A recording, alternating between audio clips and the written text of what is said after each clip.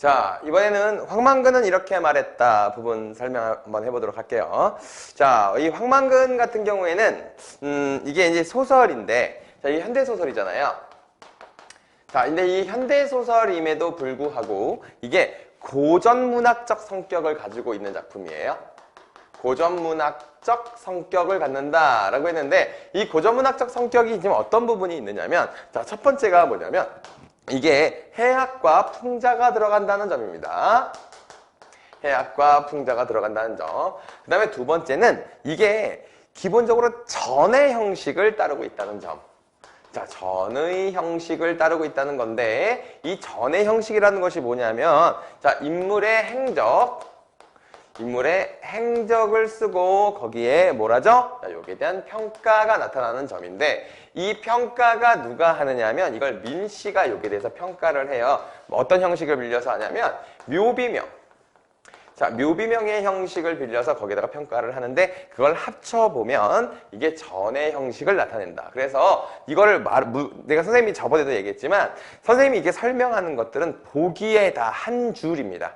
보기 선지의 한 줄이라고 생각해보면 이게 전의 형식이고, 이게 인물의 행적과 평가가 나타났고, 이게 민씨의 묘비명의 형태로 나타났다. 그래서 이게 결국 어떻게 되냐면 이게 서술 방식에, 자, 여기서 이어지는 게 뭐냐면, 자, 이어지는 게 서술 방식의 변화가 나타나죠. 서술 방식의 변화가 나타난다라고 했는데, 자, 이걸 어떤 시점이 변했다고 보기에는 조금 애매해요. 왜냐하면, 자, 이거 지금 한번 설명하면서 볼게요. 이게 원래는 전지적 작가 시점으로 서술을 합니다. 전지적 작가 시점으로 서술을 합니다. 자, 전지적 작가 시점, 이걸 한번 말로 정리를 해볼까요? 자, 외부의 서술자죠? 외부의 서술자. 그러니까 작품 외부의 서술자가, 자, 인물의 행동과 심리, 그리고 배경, 등등등을 모두 이렇게 설명하는 그런 시점이 전지적 작가 시점이잖아요. 자, 그런데 이게 전지적 작가 시점에서, 자, 민씨의 서술로 바뀝니다. 근데 민씨의 서술로 바뀌는데 요 민씨가 1인칭으로 쓰지를 않아요. 그쵸? 이게 나는 어떻게 생각한다 이렇게 쓰지를 않고, 민씨도 1인칭을 선택하지 않고 민씨도 마치 이게 그 작품 외부의 서술자인 것처럼 썼단 말이에요. 그래서 3인칭에서 1인칭으로 바뀌었다 이렇게 얘기할 수는 없는데, 어쨌든 서술 방식이 전지적 작가 시점에서 민씨의 서술로 바뀐다. 그게 어떤 형식이다? 묘비명의 형식이다. 이런 식으로 정리를 하시면 될 겁니다. 아시겠죠? 그래서 이것도 학교 선생님들도 이게 민씨가 썼으니까 민씨 1인칭이다 이렇게 설명하시는 분이 간혹 계시긴 하더라고요. 근데 선생님이 생각할 때 이건 민씨의 서술로 바뀌었다. 이 정도로 정리해 두시면 될 거예요. 아시겠죠? 그리고 이게 1인칭인지 그렇지 않은지에 대해서는 학교 선생님한테 한번 물어보시는 게, 확인을 하시는 게 좋을 것 같습니다. 아시겠죠? 자, 이게 선생님이 출제하는 사람이 아니잖아요. 그러니까 여러분들이 출제위원회 설명을 듣고 나한테 이제 이걸 보완해서 설명을 추가로 듣는 거잖아요. 그렇지? 그러니까 이제 학교 선생님의 약간 그 인식이 훨씬 더 중요합니다. 자, 요게 굉장히 또 중요한 이 작품의 포인트라고 볼 수 있어요.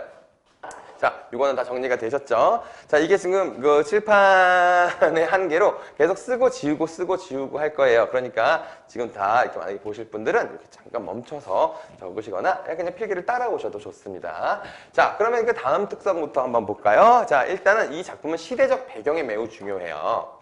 자, 시대적 배경 한번 설명해 볼게요. 시대적 배경은 언제냐면 IMF 시대입니다. IMF가 1998년, 98년 이때쯤에 있었던 일입니다. 그래서 이게 IMF 구제금융 시대입니다. 그래서 1990년대 후반 이렇게 얘기를 하기도 하죠. 그렇죠?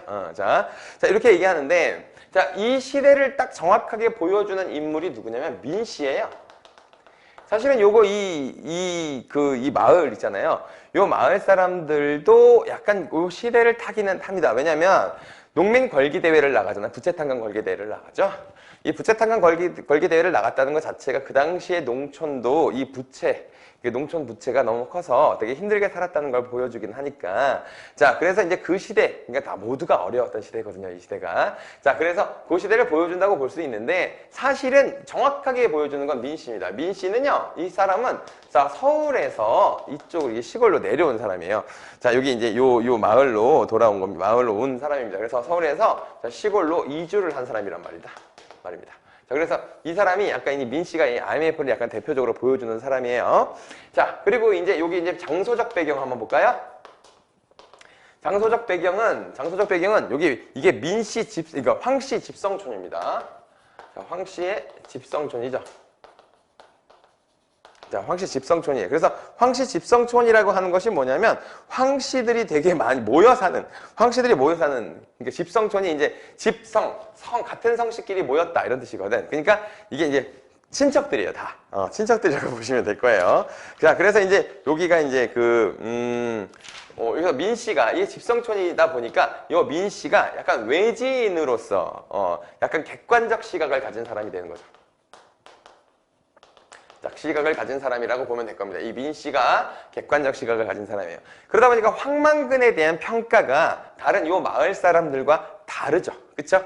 이 마을 사람들은 황만근을 뭐 만근인지 반근인지 이러면서 막 무시하고 그러는데 민 씨는 황만근의 가치를 좀 알아보는 사람이다. 이렇게 보시면 되겠네요. 자, 장소적 배경이 이렇게 됩니다. 그래서 여기서 민 씨가 자, 이방인이고요. 그리고 이제 황만근에 대해서 이 사람들이 다들 너무 가까운 사이다 보니까 굉장히 무시하고, 그쵸? 그런 모습이 나타나기는 하죠. 자, 그 다음에 이제 또 뭐가 있느냐면, 이게 처음에 시작의 효과, 도입부의 효과가 있습니다. 자, 도입부의 효과. 이것도 확인을 하셔야 됩니다. 자, 도입부가 어떻게 시작하냐면, 자, 황만근이 없어졌다. 이렇게 시작합니다. 자, 도입부가 황만근이 없어졌다. 없어졌다 이렇게 시작해요. 자, 이렇게 딱 시작하니까 어때요? 사람들이 되게 약간 이목을 집중시키겠죠? 그래서 시작하는 효과는 자, 행적에 대해서, 황만근의 행적에 대해서 자, 궁금증을 유발하게 되고요. 자, 이것도 이제 문제가 되게 많이 나옵니다. 그래서 이것도 내가 다 보기 한 줄이라고 생각하라고 했죠. 그렇죠? 보기 한 줄. 그러니까 이 도입부에서 이렇게 얘기함으로써 자, 궁금증을 유발하고요. 그치? 자, 그 다음에 이 역행적 구성을 하게 만듭니다. 그래서 이걸 역순행적으로 구성을 하게 되고요. 자, 그래서 이제 요걸 우리가 이제 그 황만근의 행적을 쫓아가게 만드는 자, 그런 식의 효과를 나타낼 수 있게 됩니다. 그래서 도입부는 이런 효과가 있는 거예요. 자, 그리고요. 자, 요 작품에서는 사실 이게 대립되는 인물들이 있어요. 자, 대립되는 인물에 대해서 좀 설명을 한번 해볼게요. 자, 여기가 이제 사실 시골이잖아요. 그렇죠? 농촌이란 말입니다. 자, 농촌인데 이게 조금 약간 역설적으로 배치가 되어 있어요. 이게, 사실 이건 이제 학교 선생님들은 잘 설명을 안 하실 수도 있는데, 자, 이게 이렇게 보십시다. 자, 일단 여기가 시골이에요. 농촌입니다. 자, 농촌이에요. 이게 농촌이라고 하는 것을 조금, 농촌의 아주 전통을 되게 중시하는. 자, 그래서 얘는, 자, 원래는, 자, 이거 약간 적지 말고 잘 들어봐봐요. 자, 이게 전통적인 것들을 중요시하는, 표면적으로는 전통적인 것을 되게 중요하게 생각하는 것처럼 보여요. 표면적으로만 전통적이에요. 자, 이 표면적으로만 전통적인 걸 뭐로 알 수 있냐면 이 용왕제. 자, 사람을 소개할 때 용왕제에서 뭘 하고 막 이런 식으로 얘기를 하잖아요. 그렇죠? 자, 그래서 이게 약간 좀 농촌의 약간 뭐라고 해야죠? 되게 전통을 되게 중시하는 것처럼 보인다 이런 거예요. 자, 그리고 게다가 얘가 집성촌이죠. 자, 그런데 중요한 건 뭐냐면 자, 이 사람들이 실제로 표면적으로는 이런데 자, 실질적으로는 되게 자본주의적 그리고 아주 이기적인 모습을 보이죠. 그치? 자, 그래서 이 사람들과 대비되는 사람이 황만근입니다. 자, 황만근은 진짜로 자, 실제적으로도 전통적인 인물이에요. 전통적인 인물입니다. 그러니까 어떤 특징을 보일까요? 이 사람은 되게 약간 집단을 되게 그리고 공동체 그리고 이타주의적 주의를 보이는 사람이죠. 그쵸? 자, 그래서 이건 이 마을 사람들이, 자, 이렇게 볼 수 있어요. 마을 사람들이 겉으로는, 표면적으로는 전통을 중요시하고, 용왕제 같은 거 중요하게 생각하고, 이렇게 보이지만, 실제로는 자본주의적이고 되게 이기적인 사람들로 등장을 하는 것이고요. 여기에 황만근이라고 하는 사람은 제 이 사람이 주인공이잖아요. 중심인물이잖아요. 그죠? 이분은 전통적인 인물이고요. 그리고 집단과 공동체를 중요시하고, 그 다음에 이타주의적인 모습을 보이고요. 그래서 자기 자식, 그리고 어머니뿐 아니라, 마을 사람들의 굳은 일을 다 도맡아 하는 걸로 나오죠. 그쵸? 자, 이거 지금 여기 본문의 내용을 선생님이 지금 하나하나 읽으면서 설명할 필요는 없죠? 여러분 다 읽었을 테니까. 자, 그런데 이제 이런 특징들은 정리를 해 두셔야 됩니다. 자, 이것도 선생님 다 지금 계속 반복적으로 얘기하지만 이게 보기 한 줄이에요. 그러니까 선지 한 줄입니다. 그래서 인물 간의 대립을 보여주는데 전통적 인물과 자본주의적이고 이기적인 인물들의 대립을 보여줍니다. 자, 근데 여기서 중간에서 약간 객관적 시각을 보여주는 사람. 그러니까 이 사람들의 이기적인 면모를 더 드러내고 그 다음에 여기 이타주의의 면모를 더 드러내는 중립적이고 객관적인 인물이 민씨가 되는 거예요. 아시겠죠? 자, 이렇게 정리하시면 될 거예요. 인물에 대한 특징은 이렇게 정리하시면 됩니다. 자, 그러면 이제 이거 인물들의 특성과 대비에 대해서도 좀 얘기를 했어요. 자, 그 다음에 이제 요거 실제로 이게 이제 중심 사건이 되는지, 자, 중심 사건 보겠습니다. 자, 중심 사건. 자, 이 중심 사건은, 자, 부채 탕감 농민 걸기대회죠. 부채 탕감 농민 걸기 대회. 자, 요거는 어떤 효과가 있냐면 첫 번째는 당시, 자, 시대상을 알 수가 있기도 하고요. 그 다음에 두 번째는 당시 농민들의 어려움을 보여주기도 하는 거예요. 그렇죠? 자, 그런데 당시에 굉장히 그 농가의 부채 문제가 매우 심각했다고 해요. 그렇죠? 왜냐면, 그러니까 처음에 농사 시작할 때 이렇게 대출을 해주거든? 자, 그런데 이제 이걸 농사를 1년 동안 다 져요. 그러고 나면 이제 그 추곡수매를 하잖아. 그걸로 이렇게 돈을 다 갚는 거거든. 갚고 남는 돈을 이제 수익으로 갖게 되는 건데, 근데 이제 그 수익이 매우 적었던 거죠. 그쵸? 그래서 이제 부채에 대한 이자를 너무 많이 내야 되니까 그것 때문에 매우 어려웠던 거예요. 그래서 이제 그거 갖고 이제 이 벌기 대회를 나간 것까지는 괜찮아요. 그치? 자, 그런데 여기서 중심된 사건이 뭐냐면 이게 모두가 경운기를 타고 가면서 시위를 하기로 했었단 말이죠. 그쵸? 자, 그런데 이장이 그 전날 황만근한테 만나가지고 그때 민씨랑 같이 있었어. 민씨랑 같이 있는데 황만근을 따로 불러가지고 너 내일 경운기 타고 가라 이렇게 얘기를 했단 말이에요. 그렇죠? 자, 그런데 결국에 이 황만근은 되게 우직하고 정직한 인물이기 때문에 자, 이 사람은 경운기를 타고 요게 실제로 이 경운기를 타고 참가를 했어요. 근데 나머지 사람들은 어떻게 했죠? 트럭을 타고 가거나 승용차를 타고 갔죠. 그치? 그러니까 결국에는 황만근 혼자 가게 된 거예요. 그쵸? 그러니까 결국엔 자, 이게 무슨 말이 되는 거냐면, 자, 여기 이제 마을 사람들과, 자, 황만근의 경우에 이 마을 사람들은, 자, 요거에 대한 위기의식을 느껴가지고 이 걸기대회에 참여하면서 자, 황만근한테는 이 사람이 순박한 사람이잖아요. 그쵸? 자, 정직하고 우직한 사람이잖아요. 이 사람한테는 이 경운기를 타고 가도록 요구를 했으면서 자기 스스로는 편하게 갔잖아요. 그쵸? 자, 그러니까 이거는 지금 어떤 걸 보여주는 거예요? 이거는 약속을 안 지키는 이기적인 사람들은 살아남고 그리고 이 정직하고 우직하게 의리를 지키는 사람은 희생을 당하는 당시 사회를 풍자한 거라고 볼 수도 있는 겁니다. 아시겠습니까? 자, 그래서 조금 길게 설명을 했어요. 그래서 이 사람들은 되게 이기적이고 자, 약속을 지키지 않는 사람들이고 황만근은 자, 약간 이타적이고 자, 약속을 지킨 사람이잖아요. 그치? 근데 이 사람이 희생을 당했죠. 이 사람들은 살아남았죠. 그치? 자, 이게 이 당시 사회를 풍자하는 것이다. 이렇게 볼 수 있다는 겁니다. 자, 아시겠죠? 자, 그래서 요게 약간 좀 이 중심된 사건에서 이런 일이 발생한 거예요. 그래서 황만근이 돌아오지 않은 거죠. 그쵸? 자, 그게 이제 중심된 사건이라고 볼 수가 있는데 자, 요거에 대해서 이제 이야기를 하는 거. 그러니까 이게 과거의 일이잖아요. 그러니까 맨 도입부에는 자, 이 탄광 걸기 대회가 다 끝나고 나서 그 다음 날이잖아요. 자, 그런데 이 일이 이제 과거의 일이죠. 자, 이 과거의 일인데 거기에 대해서 이 사람들이 다 어떻게 해? 이 사람들 자기 변명하고 아예 망근인지 반근인지 하면서 오히려 황망근을 막 무시하는 발언을 하잖아요. 그쵸? 그러면서 이제 이 사람들이 되게 이기적이고 자기만 아는 이 태도가 더 부각되는 거죠. 그리고 거기에서 이제 민 씨가 황만근의 입장을 대변해서 얘기하잖아요. 그쵸? 자, 그런 점에서 이 황만근의 더 인간 됨됨이가 더욱더 드러나게 되는 겁니다. 자, 이렇게 되는 거. 자, 여기까지는 다 이해를 하셨을 거라고 생각해요. 뭐 어려운 거 하나도 없죠? 자, 이렇게 소설들은 사실은 이 포인트를 딱 집어가지고 보면 되는 거라서 오히려 소설이 대비하기가 더 쉬워요. 공부하기는 더 쉽습니다. 자, 그런데 뭐 내용에 대한 문제는 여러분들이 다 틀리지를 않는다고요.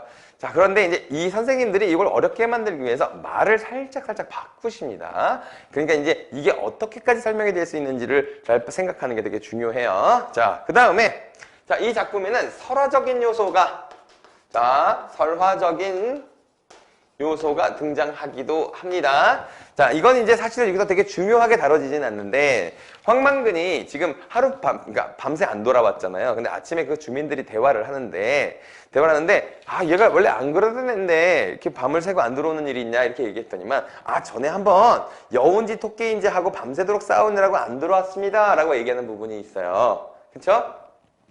자, 그런데 그게 지금 어떤 거냐면 이게 예전에 그 황만근이 요 얘기를 잠깐 해줄게요. 자, 술 마시고 그 고개를 넘어오는데 거대 토끼를 만난 거야. 근데 거대 토끼를 만나가지고 이 황만근을 잡아먹으려고 해요. 그러면서 막 이 거대 토끼가 황만근의 팔을 먹었어. 근데 황만근이 팔을 버틴 거야, 힘으로 버티고 있는데 토끼가 계속 먹으려고 하고 실갱이가 계속 벌어졌을 거 아니에요. 근데 이렇게 오랫동안 버티다 보니까 날이 새버린 거야. 근데 이제 토끼 같은 경우에는 이제 날이 새면은 활동을 못 하나 보지. 이제 가야 되는데 토끼가 그래서 널 잡아먹을 거다 그러다가 이거 놔라 이런 거야. 근데 황만근이 평소에 되게 멍청한 것처럼 보이는데 사실은 자기 챙길 걸 다 챙기는 사람인 거야. 그러니까 사실은 이제 황만근이 잡고 있는 게 아니었거든. 버티고 있는 거지. 근데 토끼가 그렇게 얘기하니까 황만근이 이렇게 얘기해요. 이거 소원 들어줘라 이렇게 얘기를 해. 그래서 무슨 소원을 들어줄까? 라고 했더니 첫째가 어머니가 건강하게 해달라. 어머니가 어떤 아주머니만큼 오래 살게 해줘라. 라고 얘기를 하거든. 근데 되게 운명적으로 그날 어머니가 돌아가실 뻔했거든. 근데 그게 어머니가 살아나셔요. 그게 첫 번째. 두 번째는 아내가 생겼으면 좋겠다. 세 번째가 아이가 생겼으면 좋겠다.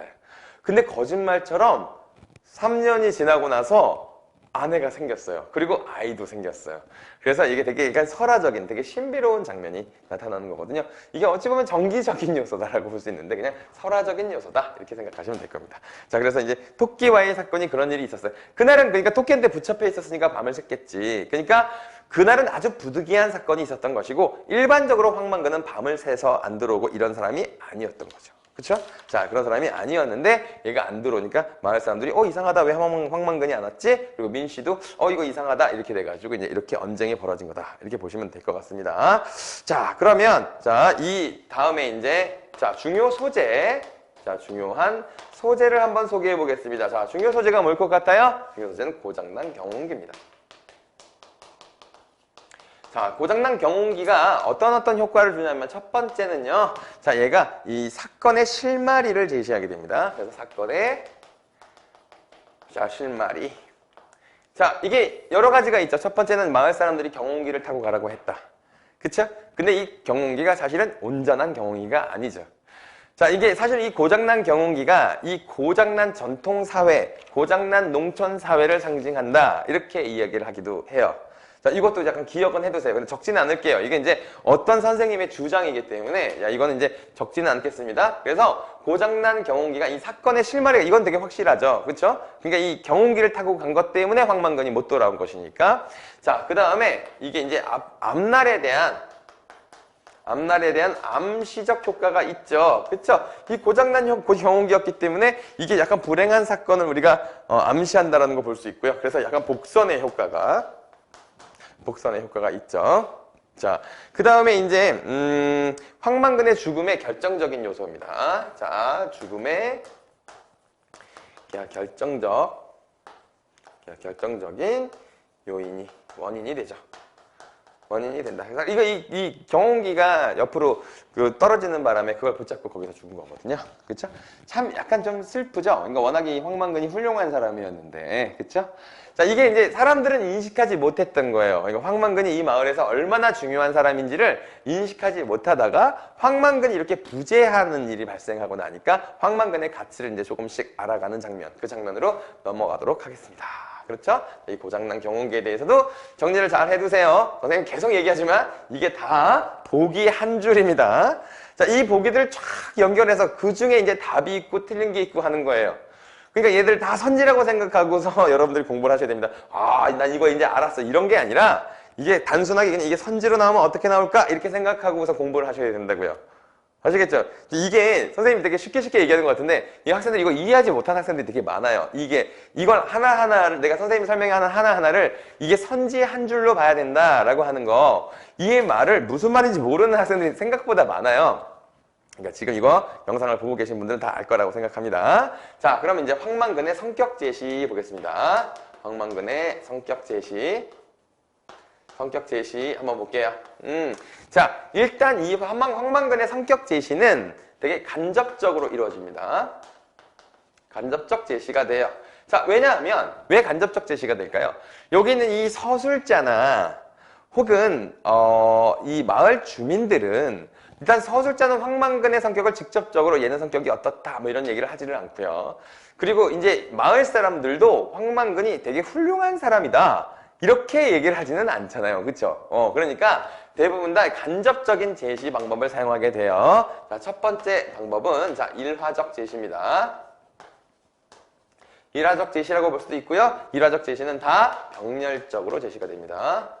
병렬적이다 라고 했는데 자, 이게 황만근이 어떤 일화들을 이렇게 쫙, 그러니까 여기 지금 이 교과서에 발췌된 부분뿐 아니라 자, 다른 부분도 다 일화로 제시돼요. 자, 예를 들어볼게요. 자, 일화적 제시 첫 번째. 자, 이거 어머니와 자, 아들을 대하는 태도가 있죠.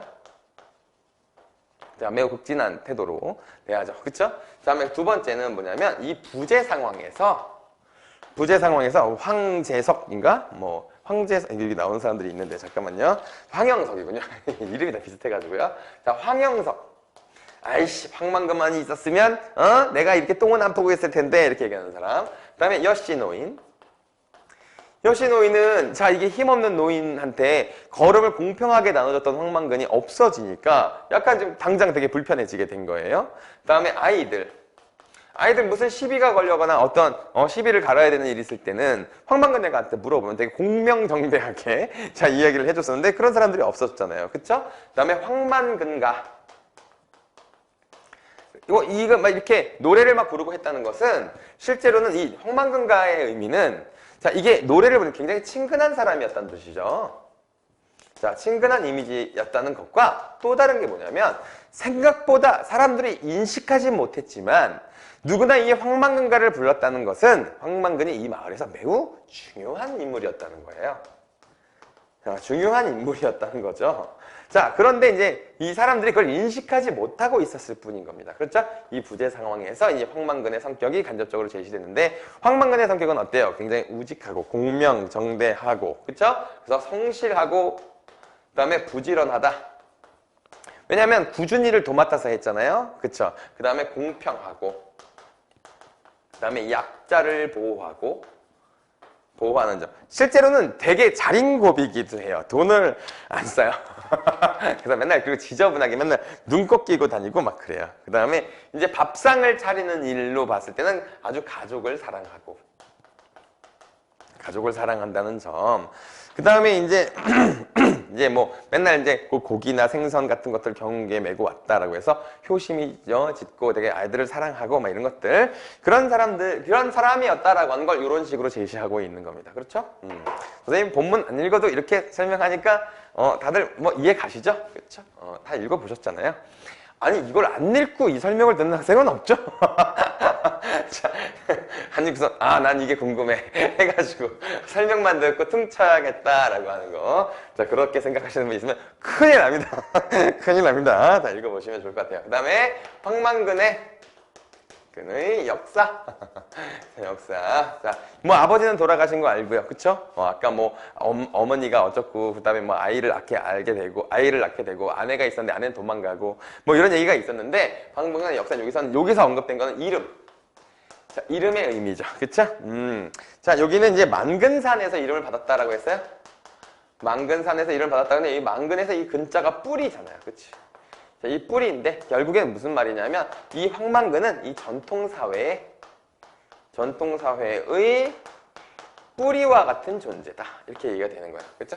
전통사회의 뿌리와 같은 존재로서 매우 이제 이타적이고 전통사회를 상징하는 그런 인물이다. 이렇게 보는 거죠. 그렇죠? 그래서 이제 굉장히 중요한 존재인데 사람들이 늘 같이 있다 보니까 그 중요한 존재에 대해서 잘 몰랐다. 자, 이런 얘기가 되는 거예요. 자, 그리고 또 나머지는 뭐 그렇게 중요한 건 없는 것 같고요. 자, 그 다음에 이제 황만근이 죽음이 드러내는 것은 자, 이기적이고 원칙을 지키지 않는 세상. 그러니까 전통적 가치관이 사라져가는 세상. 그래서 황만근의 죽음의 의미. 황만근의 죽음. 이것이 의미는 무엇인가? 자, 이 황만근의 죽음 의미는 자, 전통적 가치관이 소멸되고 있는 것. 자, 이거는 전통적인 가치관의 소멸 또는 죽음을 상징한다라고 보시면 되겠어요. 아까 전통적 가치관이 뭔지는 설명했죠? 이타적이고 그다음에 공동체를 중시하는 그런 것들이 사라져가고 있다라고 하는 겁니다. 그렇죠? 자, 그래서 이제 결국에는 자, 이렇게 황만근의 역사 그리고 죽음까지가 나타나게 된 거고요. 자, 마지막에 이제 민씨의 평가 이 부분이 어떻게 되는지 보겠습니다. 자, 그럼 민씨의 묘비명. 아까 민씨는 자, 외부인으로서 객관적인 시각을 갖고 황만근을 되게 높이 평가하는 사람이었잖아요. 그쵸? 자, 그래서 이게 전지적 작가 시점에서 민씨의 평가로 서술 방식이 바뀐다. 이렇게 얘기를 했잖아요. 그쵸? 자, 그렇게 됐는데, 자, 요게, 자, 이 바뀌면서 민씨의 묘비명 부분에서 정확하게 바뀐 부분이 있습니다. 첫 번째는 호칭의 변화가 나타나요. 자, 여기서 아까 뭐 만근인지 반근인지 막 하면서 되게 약간 좀 막 놀리고 그랬잖아요. 그치? 근데 이 민씨는 황만근의 가치를 정확하게 평가하는 사람이었기 때문에 황만근을 약간 어떻게 황선생이라고 하는 호칭으로 바뀝니다. 자, 황선생 이렇게 가치를 높여서 부르죠. 그치? 자, 그 다음에 이제 시점이 변했다라고 하는 건 아까 서술의 변화는 내가 선생님 설명을 했으니까 이렇게 되는 거예요. 자, 추가적으로 얘기하면 여기서 이제 해학적인 요소가 나타나는 게 뭐가 있느냐면 만근인지 반근인지 뭐 하면서 이렇게 놀리는 거 있죠? 자, 그런 것들이 사실 반근이라는 게 반편이라고 해가지고 좀 모자란 사람을 부르는 말이거든요. 자, 근데 그렇게 부른다는 게 뭐냐면 다 언어 유희가 등장을 하는 거죠. 자, 이건 앞에 부분에 설명했어요. 빼먹어가지고요. 언어 유희가 등장을 합니다. 자, 언어 유희는 발음의 유사성을 이용한 언어 유희가 등장한다. 선생님 이걸 빼먹어가지고 너무 늦게 설명했네요. 자, 그렇게 됩니다. 자, 그래서 결국에는 이 묘비명의 내용 같은 경우에는 자, 이 묘비명이 내가 이거 갑자기 왜 얘기했냐면 선생님이 지금 여기 크게 써놓고서 내가 설명을 안 해가지고 써놓은 거야. 미안해요. 자, 근데 이 호칭의 변화가 있고 자, 이게 민씨의 묘비명에 지금 뭐가 나타나냐면 이 황만근의 죽음의 과정을 자세하게 설명합니다. 그래서 자, 민씨가 서술하면서 황만근의 실종과 죽음의 과정을 담겨놨다라고 했어요. 그 다음에 그에 대한 자, 여기다가 이제 죽음의 과정과 민씨가 하는 이 황만근에 대한 평가. 근데 이 평가가 드러나는 것 때문에 지금 어떤 거다? 전통 문학인 전의 양식이 드러나게 되는 것이다. 라고 얘기했죠? 자, 이런 것들이 드러납니다. 그래서 이제 여기서는 이제 아까 전체적으로는 이 작품에서는 이 황만근에 대한 평가들이 대부분 다 간접적이었잖아. 여기서는 민씨가 황만근에 대해서 자, 직접적인 성격 제시 및 평가를 할 수 있었다는 점, 자, 이런 점이 조금 다를 수 있겠죠. 그렇죠? 그래서 그 다음에 인물을 기리하는 추모의 느낌이 드러난다라는 겁니다. 자, 그렇죠. 그래서 추모의 뭐 의미를 담고 있다. 이렇게 보시면 될 것 같아요. 자, 그래서 황만근모는 이렇게 말했다라고 하는 이 작품은 결국에는 이게 농촌 사회가 이 자본주의의 도입에 의해서 이렇게 오염돼 가고 있는 모습이고 전통적인 그 가치관이 점점 소멸돼 가고 있는 모습에 대해서 약간은 해학적이고 풍자적으로 드러내고 있는 작품이다.